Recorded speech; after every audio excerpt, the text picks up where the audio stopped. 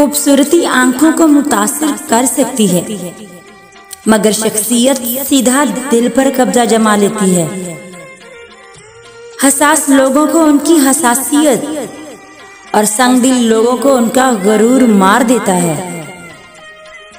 ये एक हकीकत है कि इंसान को जहाँ सबसे ज्यादा प्यार की उम्मीद होती है, वहीं से सबसे ज्यादा दुख मिलता है। जिंदगी हमारे साथ इससे बड़ा मजाक क्या करेगी कि हमें खैरखा लोगों से कम और खामखा के लोगों से ज्यादा मिलवाती है। ऐसा भी तो होता है कि आपका मनचाहा शख्स किसी और जगह रद्दी के भाव बिक जाता है।